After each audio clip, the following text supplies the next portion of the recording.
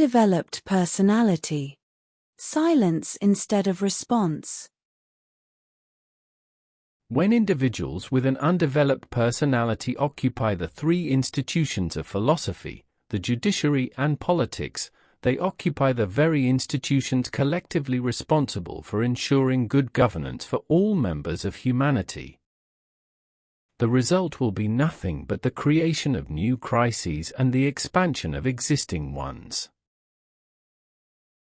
Good governance means ensuring all the rights set forth in the Universal Declaration of Human Rights for all citizens.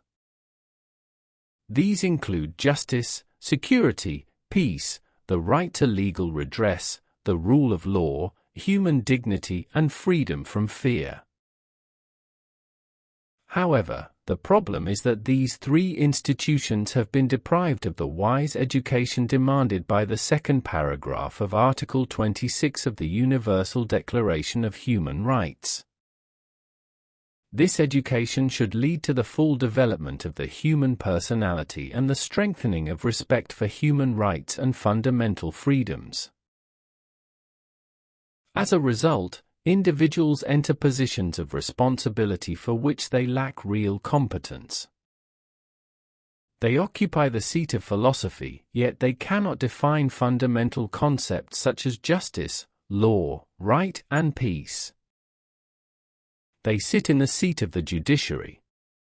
Yet without a clear understanding of justice, they are expected to judge matters of justice. They occupy the seat of politics. Yet they lack wise knowledge. They do not have a clear grasp of what law is or what law is meant to do. Nevertheless, they are expected to legislate and decide the fate of society. One clear sign of this undeveloped personality is an inability to respond responsibly. A responsible human being, when faced with a reasonable question, feels an obligation to respond. However, an undeveloped personality, especially when placed in a position of power, often chooses silence instead of response. This silence is not merely the absence of an answer. It is a sign that questioning itself is absent. A politician who remains silent before the citizen has most likely never asked fundamental questions in their own mind. They have not asked themselves, as someone expected to establish the rule of law, do I know what law means? What is the origin of law? What is the function of law? Should justice be part of law or not? If justice must be present in law, what does justice mean? Is a law that does not establish justice still a law, or is it merely a non-law that has been labeled as law? When the element of questioning is absent from the institution of politics, the politician does not practice rational doubt in the privacy of their own mind. They do not place question marks over concepts. They do not ask themselves a simple but necessary question. Are my words and actions consistent with human rights, justice, and the rule of law? In such a situation, their false self-confidence takes the place of wisdom. A politician without a questioning mind considers themselves ready to make decisions, even though they do not know the concepts they constantly repeat. They speak of law without having defined what law is. They speak of justice without knowing the meaning of justice. They speak of human rights without knowing what right means or how to strike a balance between the rights of human beings. A wise person, when making a decision, asks themselves, have I considered all the elements necessary for a correct decision? Which elements have been overlooked? Have I given too much weight to certain factors simply because I like them? Have I set aside relevant information because it does not support my view? Which cognitive biases have contaminated my understanding of the matter? Such questions keep a person from falling into the trap of cognitive biases and turn them into a more critical thinker. Seeing things and phenomena as they are is the prerequisite for understanding reality. And only someone who understands reality better can change it towards truth, which means establishing justice and order. However, a politician who does not ask themselves such questions cannot make a wise decision. They may have power, they may have status, they may have won votes and sit in parliament, but power and status are no substitute for wisdom.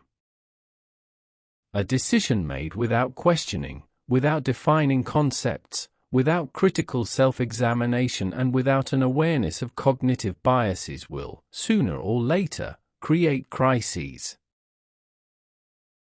This is where the politician's outward silence finds its meaning.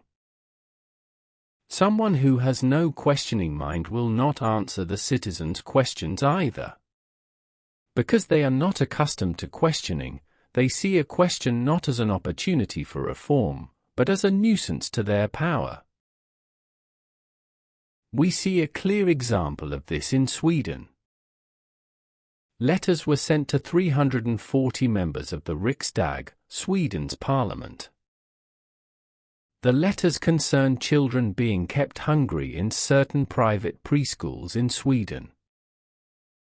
The issue was a violation of children's rights. The question was reasonable and well documented. The demand was both moral and legal. But what was the result? 335 representatives remained silent, and only 5 responded. Even those 5 responses did not address the core issue. In other words, in the face of a violation of children's rights, almost the entire Swedish parliament either remained silent or evaded a real answer. You can find the links to the text of the letter and the responses in this video's description. This silence is not accidental. This is the very culture of irresponsibility that takes root in the institution of power when wise education is not implemented. It is no surprise that a politician who does not understand what a child's rights mean, what justice is, what responsibility is, and what good governance means, seeks refuge in silence when faced with a reasonable question. But silence does not eliminate the problem. Silence only conceals injustice and allows it to continue. Silence wears down the citizen and preserves the closed system. When the responsible institution does not respond, the citizen encounters neither justice, nor law, nor reason, nor any path to real redress. They face only a wall of silence.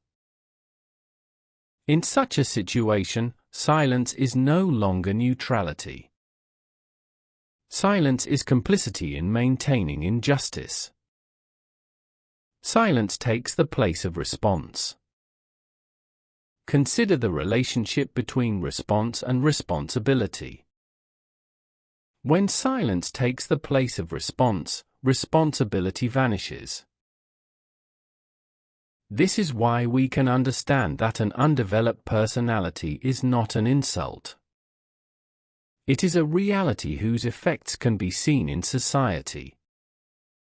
One of these effects is the existence of institutions that remain silent instead of responding responsibly, produce bureaucracy instead of real redress, and leave the citizen defenseless against power instead of providing good governance.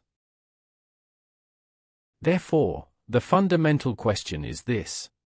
If the people's representatives remain silent even in the face of a violation of children's rights, how can they be expected to protect justice, security, peace, the rule of law and good governance?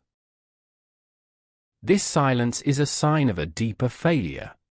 A failure of education, a failure of philosophy, a failure of politics, and a failure of the judiciary in understanding and implementing the Universal Declaration of Human Rights.